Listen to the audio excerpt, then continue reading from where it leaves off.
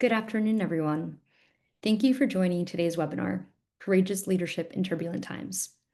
My name is Caroline Mell, and I'm the co-founder and executive director of the Constructive Dialogue Institute.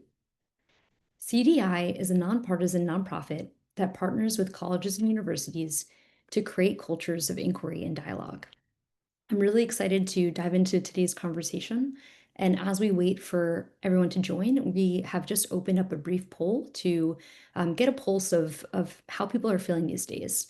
So if you want to take a moment to just respond to this poll, we'll take a look at those results before we get started.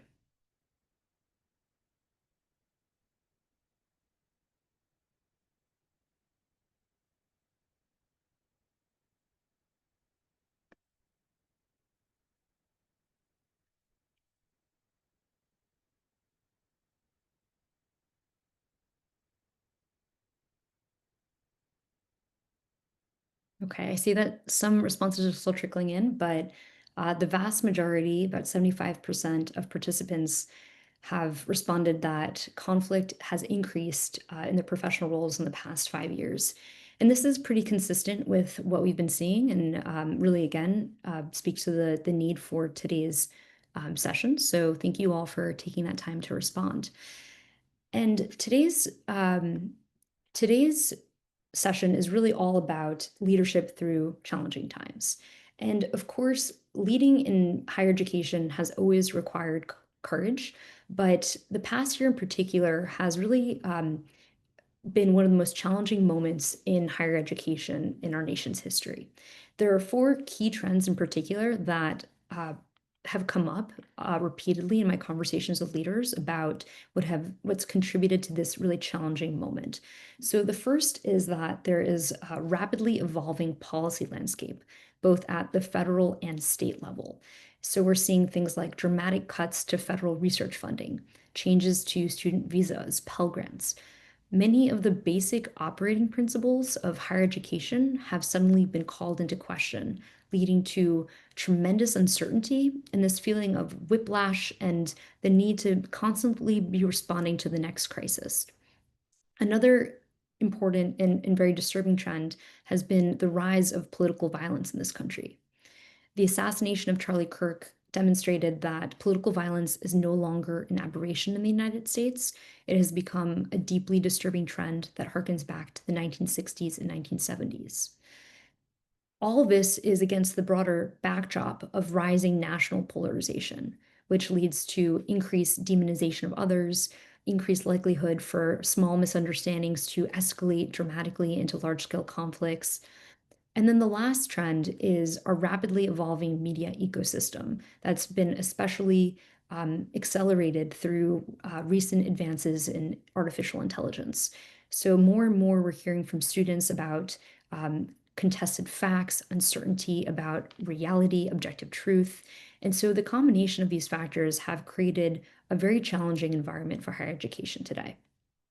I feel extremely lucky to be joined by two leaders who have a very impressive track record of navigating leadership in times of really tremendous challenges. And at a time when the average tenure of a college president is less than 6 years, both of the presidents joining us today have served as president of a university for more than a decade. So I'm excited to introduce today's panelists. We're joined by President John Alger and President Hiram Chodosh. So John Alger became the president of American University in 2024 after serving as the president of James Madison University for 12 years. During his time at JMU, President Alger oversaw major growth. The endowment more than doubled, research funding expanded, and the university earned Carnegie R2 status. President Alger has chaired national boards, including the American Association of Colleges and Universities, Campus Compact, and the Association of Governing Boards Council of Presidents. And he was recently inducted into the American Academy of Arts and Sciences. As a recognized leader in civic education, President Alger has made civic learning and dialogue central to campus life, from JMU's Madison Center for Civic Engagement to American University's New Civic Life Initiative. Now leading a higher ed institution just a few miles from the Capitol, he's navigating that mission in a setting where civic and political turbulence are literally at his doorstep. recently guiding American University through difficult debates over free speech and protest policy with transparency and community input. We're also joined today by Hiram Chodosh, who has served as the president of Claremont McKenna College since 2013, where he's led the college through a decade of growth and innovation. Under his leadership, CMC has launched a record-breaking $1.1 billion campaign and created the Kravis Department of Integrated Sciences to strengthen scientific and quantitative fluency across the liberal arts. President Chodosh has also made Claremont McKenna a national leader in freedom of expression, anchored in its Open Academy initiative, which is a college-wide commitment to open inquiry, viewpoint diversity, and constructive dialogue. Heterox Academy has recognized CMC with its Institutional Excellence Award for that work, and CMC is also currently ranked #1 in FIRE's college free speech rankings. CMC also holds the distinction of being the top-ranked college for friendliest students by the Princeton Review. President Chodosh has guided the community through fractious times, including protests that shut down a lecture by conservative author Heather McDonald, and his steady leadership through these moments has only deepened CMC's commitment to open dialogue and the exchange of ideas. So thank you so much, John and Hiram, for joining us today.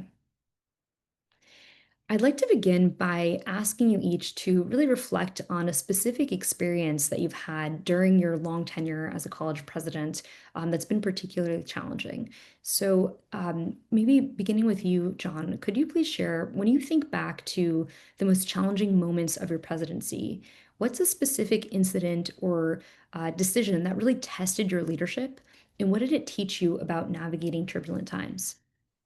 Great. Thank you, Caroline. Great to be with you and Hiram, and certainly an important time to be talking about these issues. These are not jobs or times for the faint of heart, as I think we all know. So I'll start with talking about a budgetary challenge that I inherited when I came to American University, and then later we'll talk about free speech and one of your following questions. But when I first came to American University, I discovered an unexpected budget challenge that rapidly grew, and it was the result of a variety of circumstances related to the election and the new administration in particular.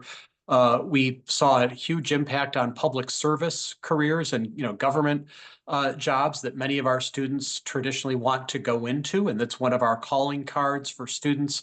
A big impact on international students. American University traditionally has been a draw for international students, but of course that had been dramatically impacted in recent months.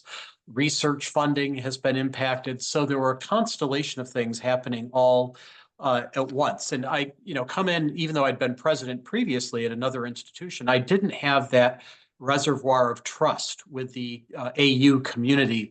And so I had to make a lot of hard decisions quickly without having had that kind of track record and not having the luxury of sort of a honeymoon period that you traditionally hope for as a president. And you had a board that wanted immediate action. You had a community that was very much on edge, and people worried about their jobs and their partners' jobs being here in DC.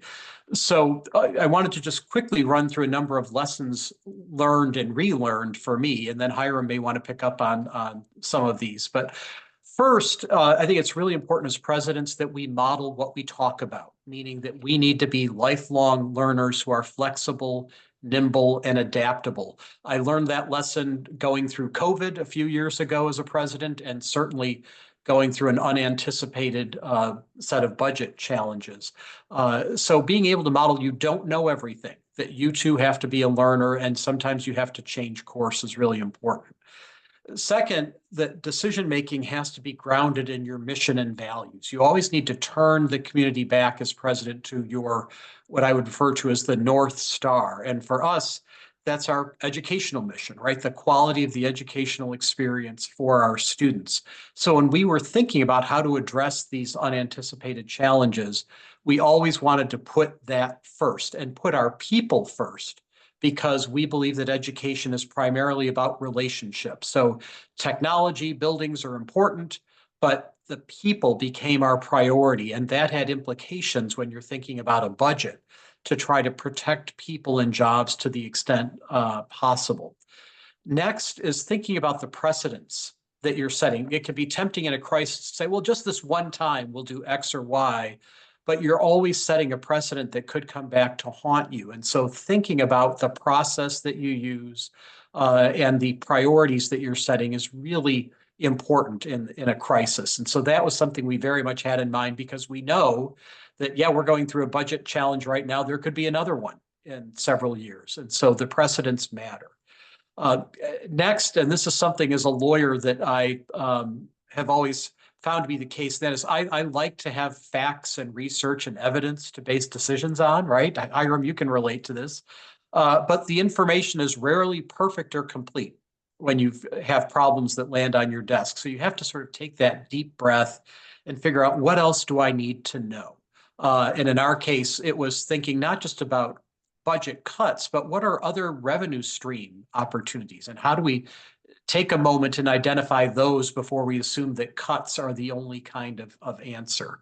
Um, Next thing is a really important lesson. I always use this on my exams that I gave to law school students, and that is to identify the constituencies that are going to be affected and involved. Who do you need to communicate with? Who do you need to consult with? And it could be students, in our case, thinking about the budget, both current and prospective students and families, faculty and staff, again, both those that are already on campus and those that might be thinking about coming to your institution, but then alumni, the community, policymakers, media, accreditors, and peer institutions. So you really want to think in your messaging and communications, who do you need to be in touch with and what audiences do you need to be thinking about?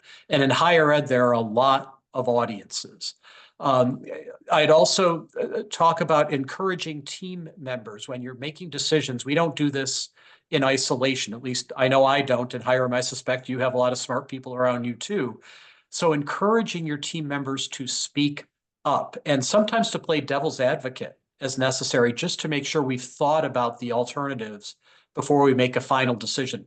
As a lawyer by training, I'm comfortable doing that, but I realize coming in with a new cabinet, people might be afraid to disagree with me. So I would say to the in-house counsel, and I did this at JMU and at AU, look, I need you to disagree with me at cabinet. They're like, what? Why would you do that? Well, I want to model how this works, right? That we can do this civilly, we can do this thoughtfully. And by the way, if you're going to do that, that also means you can't shoot the messenger, right? If someone disagrees or brings bad news to the cabinet you have to deal with, you've got to be very thoughtful about that. And then when making decisions, communicating the reasons and the rationale, knowing you're not going to be able to make everybody happy, but at least if you explain, here are the principles, the reasons why we decided what we've decided. Knowing that there's always going to be risk, right? As a lawyer, I've gotten comfortable with the idea of risk analysis, but I think sometimes people want to eliminate all risks, and that's not really possible in a lot of these types of situations. Last couple of things from a very human element, I would say, it's something I keep trying to relearn of not taking criticism personally. When you're in these roles, you know, especially as president, right, there are a lot of things that get directed at you. You get credit for things you didn't do, and you get blame for things that are beyond your control, and that comes with the territory. But it's hard when your name is being thrown out there. And so that's something that I've had to constantly remind myself and have friends and family who can help with that to deal with some of those attacks. And then thinking about being able to forgive quickly, extend grace when people are under stress. They you know can snap at each other. They can have bad days, and we have to recognize that happens with everybody. So as a leader, being able to model that kind of grace and forgiveness and resilience, I think, is really, really important. So I'll stop there and be happy to delve into any of those more quickly, but would love to hear from Hiram. Thanks, John. Those are is a great tutorial, and I hope we get a chance to reflect on many of those commitments. I think they're all incredibly important. I want to say that before we get into the details, because I have a particular dilemma that I want to talk about, because I think in a time of conflict, we often are faced with a very, very difficult choice and decision, sometimes right on the spot. And the question is, which mistake do we want to make? And before I get into that a bit more, I just want to say that when we're dealing with conflict, George Mitchell may have said it best. He said, conflict, leadership is about the reconciliation of divergent forces in society. We could also say about converging or colliding forces. And when we talk about turbulence today, turbulence almost is too mild a word. It seems like wind shear to me. It seems like, in some ways, higher ed is a bit of a ping pong ball, but we're basically walking down the middle of the road trying to protect both northbound and southbound traffic from colliding with one another. And neither side realizes that we're actually protecting them by keeping them on their side of the road. So there's a lot of ways to sort of reflect our experience, but I'm sure all of you online today have your own experiences with major dilemmas. So let me tell you about one. Caroline mentioned it actually, so I'll pick up on that example. Several years ago, spring of uh, 2017, we had a controversial speaker on campus. It was the world and politics in the US were very hot with policing and race and policing. And there was an intervention to not only protest this particular speaker, Heather McDonald, but organized by campuses exterior to ours. We believe by organizations exterior to ours involving just a handful of our students. They blockaded our Athenaeum, which is kind of sacred ground at our school because it's the place where we get around the dining table every night of the academic year and have a world-class speaker there to have students host, present, introduce, and then run the Q&A. And by blockading the event, they created a very dangerous condition with only a handful of people inside, including the speaker, a few early attendees, my wife, who runs the Athenaeum. And they started by trying to pick locks, but most dangerously were banging on big glass floor to ceiling windows. And at one point during this intervention, um, we all have little birdies on our shoulders. Sometimes there are cell phones in our ears saying different things about what we should do. And the real question for me was, do I call the police in? Meaning, police was already there. There were a couple of police inside the building itself. But were they going to call in regional support? And for those of you who are on campuses that aren't in major cities or don't have a sworn police force, you know what I mean. But regional support means that our little town police, town of 35,000, has to call a bunch of other towns and get their police forces to show up en masse. You need a certain ratio of police to deal with that situation properly. So that meant in this case, we'd have 60 police officers showing up. And when I talked to the lieutenant inside, he said that I would basically have no control over what happened after that. So I was very nervous about the comparative risks. On the one hand, of having police come, of there being violence, of having people arrested, people hurt in the melee. And on the other hand, I was really nervous that some of those fists were going to break through those windows and someone was going to get very, very gravely hurt.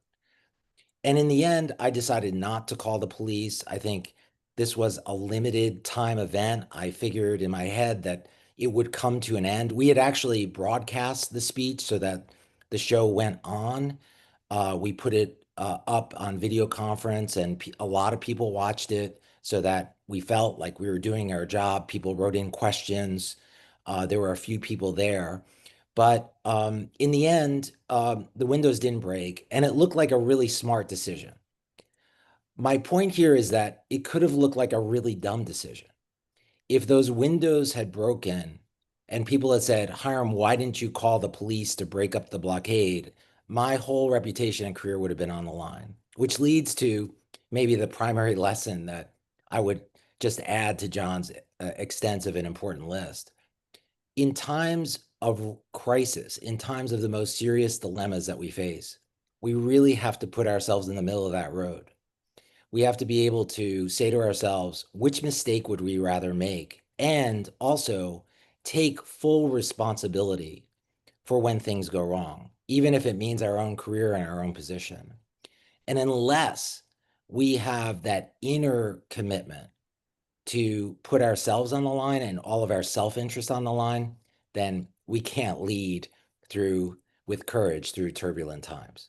So I'd say that's the main thing that I would add to John's list is we all face these big dilemmas in our lives, and we have to really be humble about the decisions we make, what's more important, trust ourselves, trust our decision-making abilities, and then we have to live with those decisions, whether we're right or wrong. And when we think we're right at the end, not to be too self-congratulatory, because in this case and many others, I could have been deeply, deeply wrong. Well, thank you both for sharing those examples. I think that they're really powerful, also very different. So I hope that that's helpful for the audience today. And I'm curious, I think one of the main challenges that college presidents face is that it's really 24/7 job, right? You're on campus all the time. Things can happen at all moments. And so given the pressures that you're under constantly, what are some practices that you both rely on to really stay centered and grounded so that you're able to make those effective decisions in such a thoughtful way that you both just described? I'll start here. I think a lot of it really has to do with distilling down why we're here and really understanding the inflection points between our own personal experiences and the job we do. For me, it's basically helping people overcome the barriers between where they are and where they want to go, based on my own learning difficulties when I was a teenager and having overcome them. And then second, it's bringing people together across all lines of difference. And I wake up every morning thinking about how to prosecute those two commitments. So I think that's essential. Second, I think, especially when things are tough, perspective taking is really important. Uh, Thinking, why is this happening structurally? Not in an ad hominem or an ad group way or diminishing any particular voice or point of view. That's very easy to do. We all do it in one way or another, but it's really important to step back from that and say, why is this happening? Why is that person so angry or why is that group so agitated? To understand that structurally. Third, it's to use a sense of humor by saying, this is going to be a great story to tell. Like, this is actually really fascinating. And finally, it's to express the kind of joy on a minute to minute basis so that people can see you actually really deeply engaged in the work. And that doesn't mean a superficial joy. It might mean the kind of joy that Camus talked about with Sisyphus pushing the rock up the hill, knowing full well it was going to come down. It's getting at that deeper joy. I think John shares this with me when people say, "Oh, I'm so sorry. It's so hard to be a college president." I really have very little patience for that. Never take advice from someone who doesn't like what they're doing. I want people to see me having a good time, engaged, working through problems, enjoying all of the psychic rewards of serving a community. And I think that's just essential. And by the way, if you have a cute dog, bring them along because that helps too. Yeah. Well, thanks, Hiram. I certainly agree with all of that. One thing I'd pick up on when you talked about uh, joy and sense of humor, I think the importance of authenticity is really critical. I think for the long term, you can only put on an act for so long, right? In these roles, and so I think you can have different personalities and leadership styles and be effective as college presidents. But I do think leaning into your authentic self and not being afraid to share that, including your strengths and weaknesses. We're surrounded by other people who hopefully complement our strengths. And I think people do notice, though, when leaders are not authentic. And so I think if you can lead with authenticity, I know when I first got to American University, we were dealing with some different crises, and in the middle of it all, my father died. And I had to leave campus right before what would have been my very first board meeting, a big board retreat, to go and see him.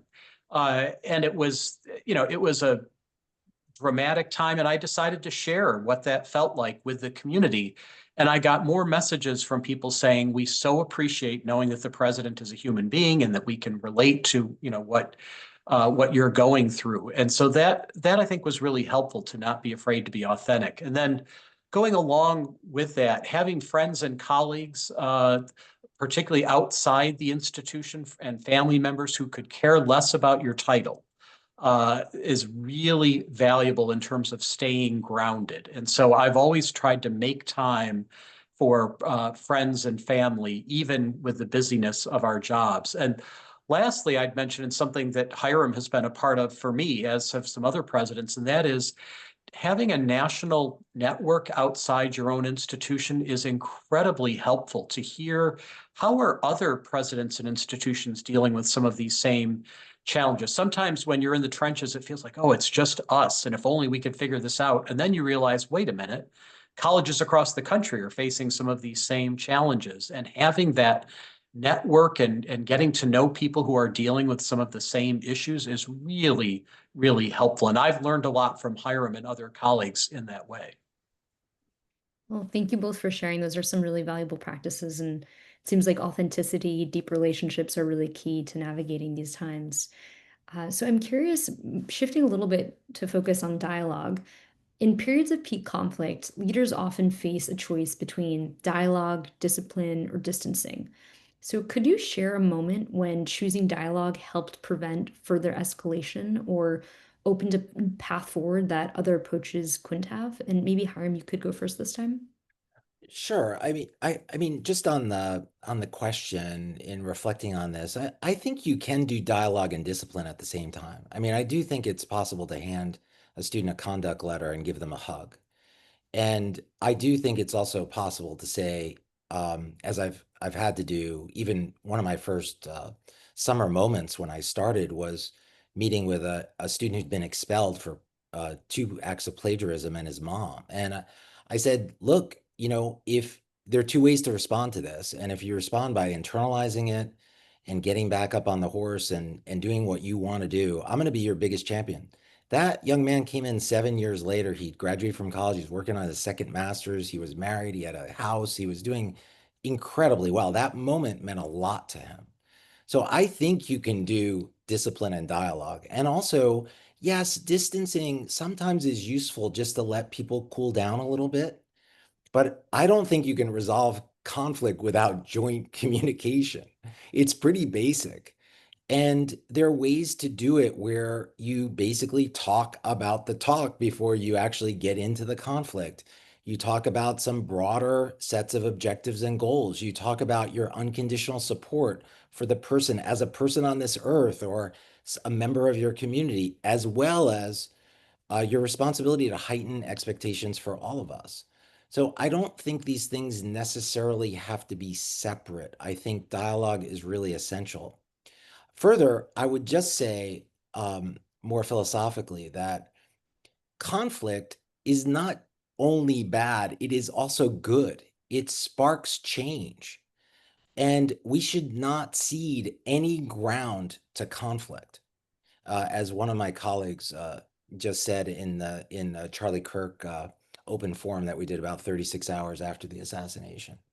So that said, I can think back to many, many episodes. I think back to the Israeli-Gaza war in 2014 when our Jewish and Muslim communities were really having a lot of turmoil. There was not just interfaith turmoil, but there was intra-faith turmoil of people having very different views. And there was intrapersonal turmoil in terms of people figuring out what their views were within their own communities. And if they had a different point of view than their uncle or their parents, did that make them disloyal to their identity or community? And even before we had the Open Academy, I was holding roundtables at the house with each community before putting them together. And that really formed a very special bond of not just working within each person, not just working within each community, but also joining them together in a way that they were bonded against the foil of the conflict themselves, rather than just internalizing it and replicating it. So I'm a big believer in using dialogue throughout. If we're going to have our students master constructive dialogue, we better be pretty awesome at it too. And it's a long journey towards mastery. None of us are perfect at it. We're always learning how to listen better, how to frame tough things in a more neutral and incisive way. We're always learning the negotiation strategies that we need to work through to at least common understanding, if not common ground in solving problems across lines of controversy. Yeah, thank you for sharing that. And I love that you are challenging that kind of binary between discipline and dialogue and helping to add the complexity that both can be, that they can go hand in hand. So thank you for sharing that. And John, do you want to share next? Sure. Well, first of all, I very much agree with Hiram's characterization. You know, universities are places where we should actually expect conflict of ideas, right? That's what makes a great college or university. You are going to have different perspectives and points of view. There wouldn't be learning taking place if we didn't have that. So I think we have to take a step back and remember that that's this whole idea of a marketplace of ideas. That's what colleges and universities are all about. And I do believe, as Hiram mentioned, that dialogue and discipline can go hand in hand. You know, that tough love is really important because there are some rules of engagement we have to have if we're going to live and learn and work together in peace. So, you know, I like to say that how we engage matters, and it's both rights and responsibilities. As Americans, we love to talk about our rights to free speech. We're not as good at talking about our responsibilities to one another if we're going to live and learn and work together. And so I'll use the example coming into AU after October 7th and, you know, the outbreak of the war in the Middle East, there were a lot of tensions on our campus. And I walked into this situation where there'd been a lot of protests, a lot of tensions based on religion and political beliefs. And as Hiram said, differences within groups, as well as groups against one another. And so I knew, look, we've got to lean into this. We can't run away from it. It's not going to go away.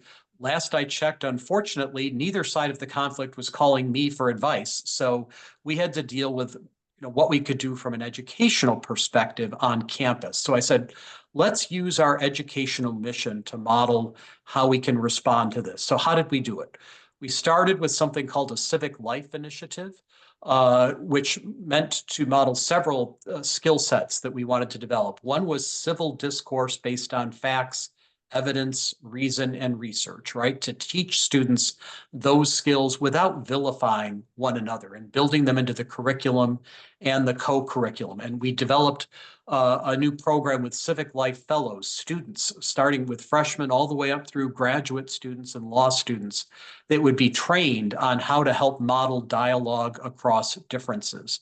And then part of it was not just the dialogue itself, but then skills in searching for common ground and problem solving. Because one of the critiques of democracy that we are facing right now is that all we can do is yell at each other and we can't solve any problems. So I think that the civil discourse is really important, but we also have to model what comes next, what comes out of it with creativity and innovation. So that was one thing we did, was to put that new initiative in place. But we also symbolically took a couple of risks last year. And as Hiram said, these are things in hindsight that could have gone really well or could have gone really terribly. The first one, thanks to one of our board members, he agreed to sponsor unity meals on campus where we would invite all faculty, staff, and students. They had to RSVP because we didn't want outside groups to come in and take over. But the idea was to focus on our common humanity. So the very first one was October 7th, a year later, after the war had broken out, and people said, "You're crazy. You're going to try to have a gathering then?" And the idea was not to talk about the conflict or who's right and who's wrong, but to talk. We had speakers from the Jewish, Christian, and Muslim faiths to talk about how they view our common humanity. And it was a really powerful sort of healing moment for the community.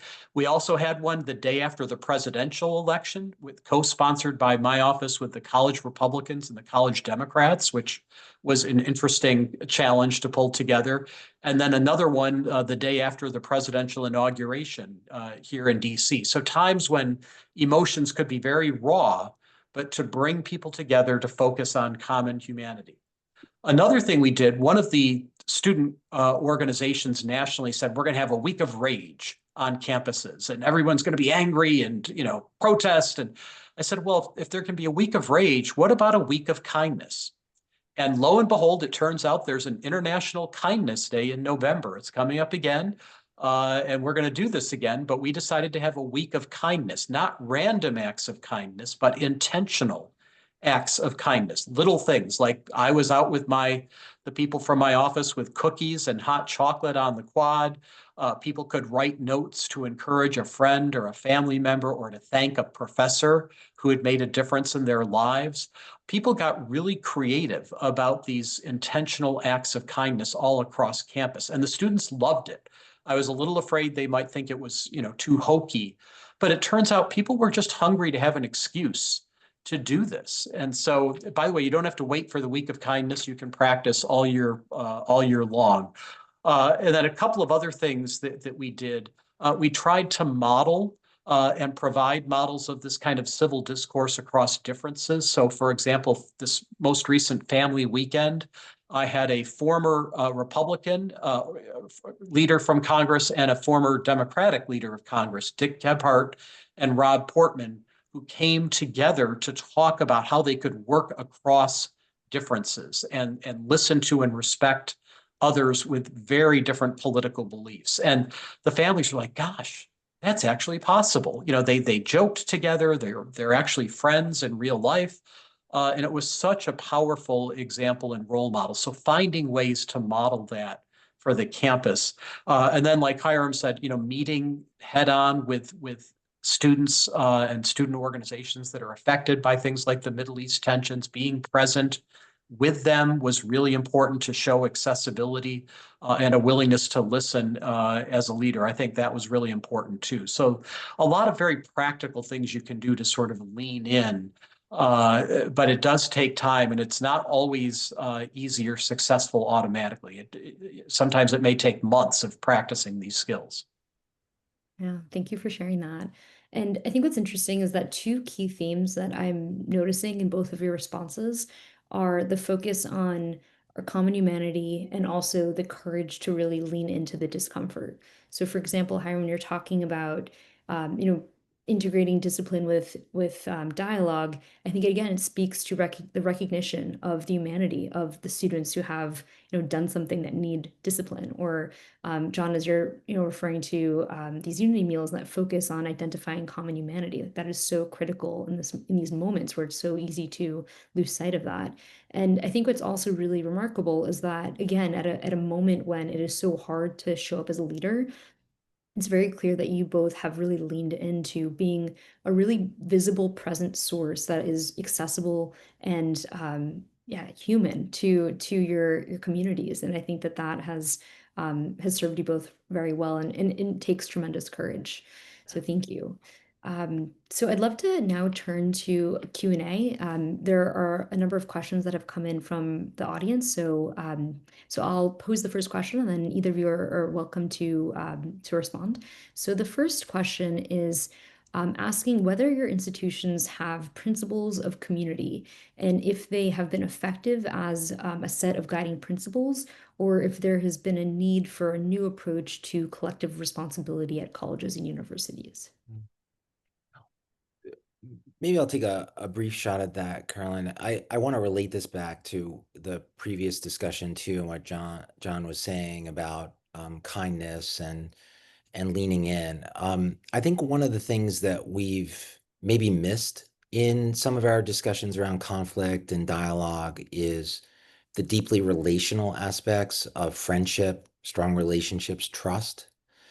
And that's at a community level. And yes, as presidents, we need to have and animate those as reflexive values. But I can't emphasize enough the relationship between the strength and resilience of our relationships and our ability to have difficult conversations. Years ago, someone said to me, Harm, it's really hard for students to have difficult conversations in the classroom and then come back to the dorms and have to live together. And I said, let's flip that. Let's make sure that their relationships to one another are sufficiently strong that they can sustain tough discussions. And one of the things that I'm maybe proudest of this year is the reputation that we've grown in terms of having the friendliest students. They argue like mad, but they really care about each other and support each other. And 93% of them graduating say that they rely heavily on their friends for emotional support, especially in a world where not only do we have conflict, we also have a tremendous loneliness and mental health crisis, which at its core, not oversimplifying it, but at its core is really about disconnection with community and disconnection with self. So what we've done, and there's much more to it than that, is develop three themes around our integrated student life program: community, purpose, and play.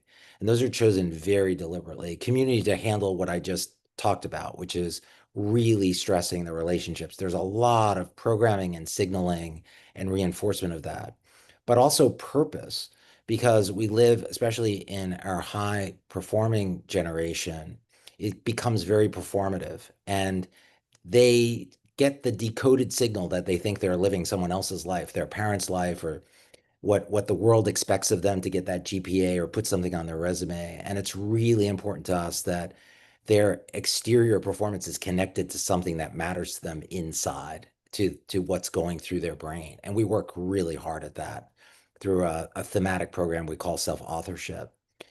And play, something that we've crushed out of this generation for fear of crime, for reasons that we've changed where kids go to school. They're not going to their local school anymore.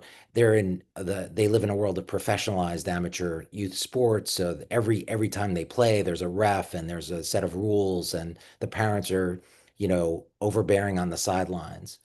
And so play is actually essential, and it's, again, something I think our society has missed. And it's not just for the competitive athletes, but we better make sure that the competitive athletes are having fun and exhibiting joy. Otherwise, we're not doing our jobs very well. But it's also for that, just having fun on a green, in a green space, or playing a game, or going out for a walk, or joining a club recreational team, something like this. So that's how we have organized our student life programs. And I think there's a very profound relationship between the data that we have on freedom of expression and the data we have on the quality of our relationships. I see these things as completely interdependent. Mhm. Yeah, I certainly would agree with Hiram. When you think about education, I always refer to the head and the heart, right? And we are educating both. And when you think about who inspires you, who mentors you, it's other people. It's not artificial intelligence. It's not technology. At the end of the day, that's at the very heart of education is personal relationships, and it's students with each other just as much as it is with faculty and staff. So that's got to be the starting point, right? That you're putting together a learning community at a college or university, not just a bunch of individuals who operate in isolation. So it's a team sport by definition. Having said that, our sort of overarching theme that we've been talking about since I arrived is civic pluralism, meaning that we expect that people are going to come from different backgrounds. We celebrate that we're going to have different perspectives and different beliefs. And that's how, again, that's how you learn and grow. But that how you engage and thinking about those rules of engagement and talking about them really does matter. So modeling those in many different ways. And I love what Hiram said about play. It's something that I've really noticed, certainly with this generation, the amount of stress, and you mentioned, Hiram, the mental health challenges that we're seeing. It really is a crisis in our society and in the world right now for young people. And one of the things we realize is we've got to inject more just sort of fun and spirit into community life. And so our student activities folks have started something called Thank Claude. It's Wednesday. With Claude the Eagle is our mascot, the American Eagles, right? And so every Wednesday, and luckily we've had pretty good weather so far Wednesday afternoons, but our main quad will have something going on to bring people together. Food carts and games and activities of different kinds. And I make it a point as president to try to go out there and just walk through and greet students and interact with them. And those have been some of the best moments, I have to say. And it's just a reminder that, oh, yeah, we can actually have fun at college. It doesn't have to be all just a grind. It doesn't have to be stress all the time. I think sometimes at our institutions, students feel like unless they express how stressed out they are, it must be that they're not doing their job as a student. I want them to work hard, but I also want them to enjoy being here and to develop those relationships that Hiram talked about. And then at a more macro level as well, when we think about principles of community, I would just refer people the work that the American Association of Colleges and Universities has done recently, coming out with, rather than sort of the compact that we've seen offered by the federal government, a set of sort of principles about higher education and our mission that I think are really valuable reminders of why academic freedom matters and the life of the mind matters. That's been very helpful to sort of be reminded of why we do the work that we do and why it's so important to our society. So I would commend that to people's attention as a great touch point. Great, thank you both. So the next question that I'd like to share is from a senior at CMC. And so this question is for both of you. And they asked, how do you decide when leadership requires taking a clear moral stand versus focusing on dialogue and maintaining unity? I guess I'll take the first shot at it. I think that I think the question of clear moral stand starts to ask us to take positions on moral issues. And I think that at a certain basic level of humanity, I think that's very important. But once those issues enter an area of political controversy, I think it's also very hazardous because it's very difficult to articulate that in today's world without people hearing different things in what we say and pushing whatever the constructive ambiguities are to some other side of the spectrum. We all know that there's a big controversy or question about institutional neutrality in higher ed and whether presidents in particular should make state positions on major issues of controversy.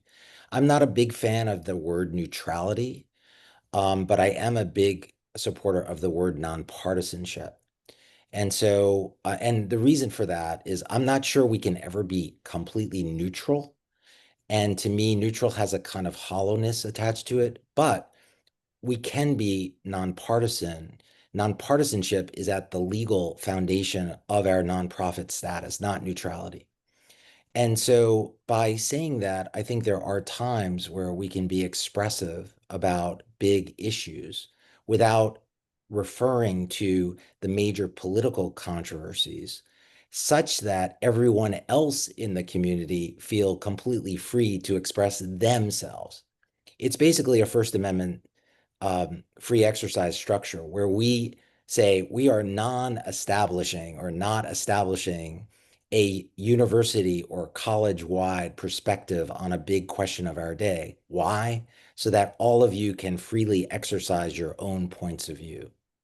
And I wish we lived in a world where there wasn't this kind of internalized paternalism about what presidents say, but that is not the world we live in.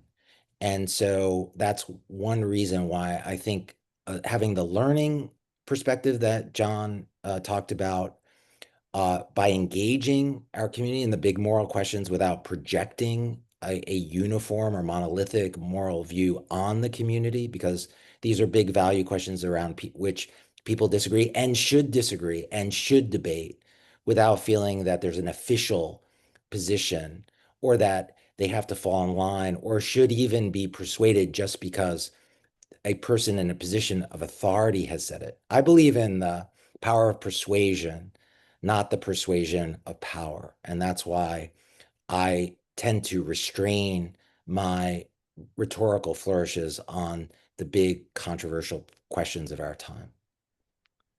Yeah, I love the distinction, Hiram, that you made between being neutral versus nonpartisan. I don't think we can be neutral about fundamental values that relate directly to the educational mission. You know, if people are attacking, you know, the basic idea of higher education or of science or of facts. I mean, those are things that I feel very comfortable standing up for and saying those are fundamental to what we do and why we exist. That's very different than taking a position on abortion or some other you know, issue that might be a hot button issue politically as a president. I'm a big believer. One of the tests for me when I think about my own expression as a president is, you know, is this something that is going to be perceived as being performative, or is there some substantive reason as a leader that I am expressing, you know, this kind of statement? I always believe that any sort of presidential statement is much stronger and better if it's accompanied with either action and or resources.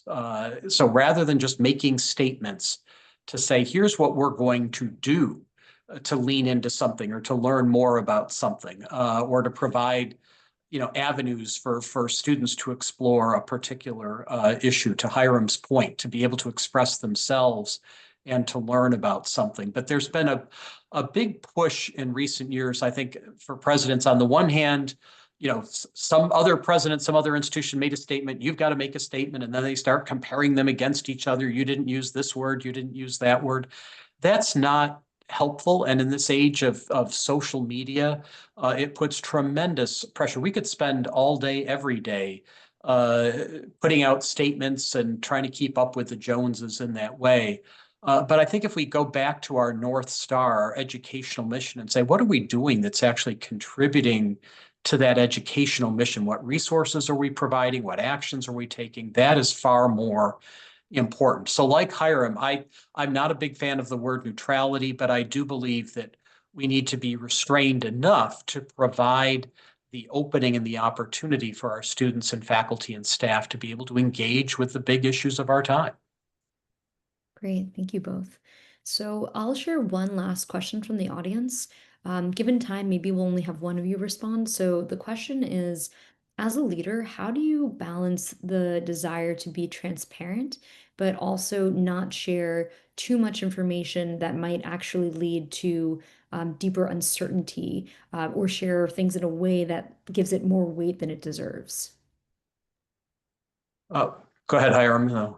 You go. Okay, well, I'll just say quickly, uh, you know, the word transparency, I think, is actually one of the most overused words right now in leadership. And I say that as someone who believes in its value and its importance, but it does not mean that in real time, as president, you need to be communicating everything that you're thinking with every conceivable constituency. You need to have time to get confidential counsel and advice from a variety of sources, to gather information, to have someone who's playing devil's advocate, right, without being afraid that that's going to be broadcast all over the internet.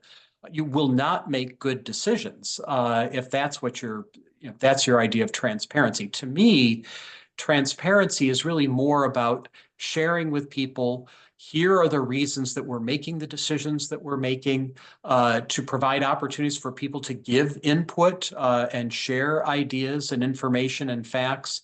I reserve the right to be smarter tomorrow than I am today as a leader, and that's something I learned a long time ago. But it doesn't mean in real time everything being completely out in the open. That's not how good decisions are made in my judgment. But that's a real tension in this age of social media where people want everything immediately, and there's that desire for instant gratification. Mhm. Well, to close this out, I'd love if each of you could reflect on what is one principle or practice that you would hold on to if you had to lead through another crisis tomorrow.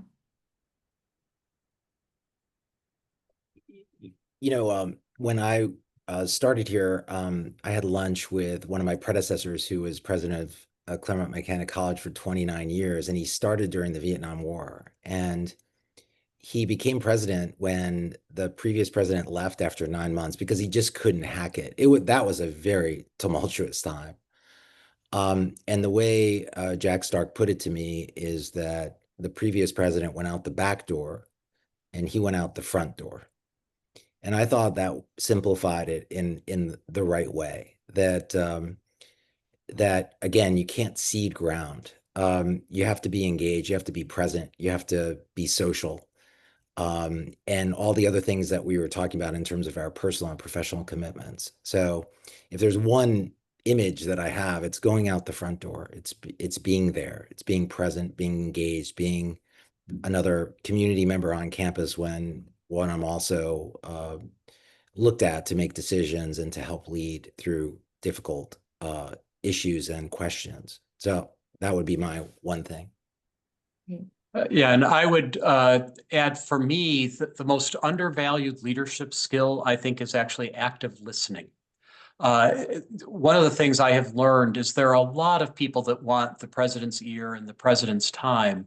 And so often the image is the president should come in and take over the room and give a big speech and get everybody all excited. And certainly there's a time and a place for that. But active listening, really giving someone the respect of hearing what they have to say and genuinely trying to engage with what they're sharing with you and being willing to change your mind based on hearing something new.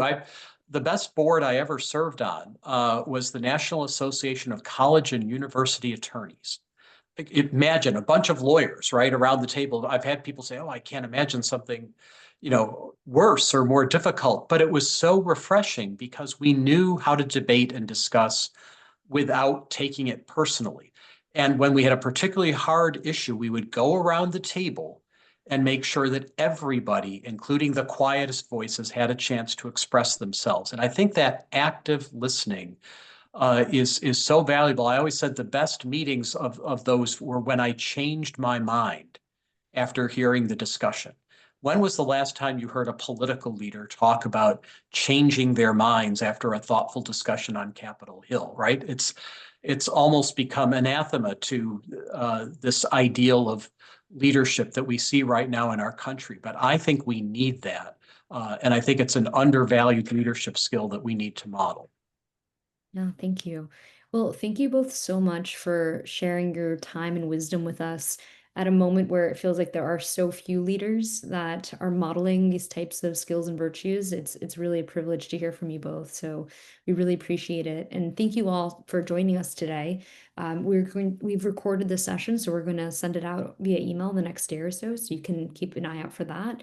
And if you're interested in learning more about our programming and how we support campuses in promoting inquiry and dialogue, please do contact us at info@constructivedialogue.org. Thank you all so much again. Thank you, John. Thank you, Hiram. Thank you so much. Thanks so much. Bye-bye.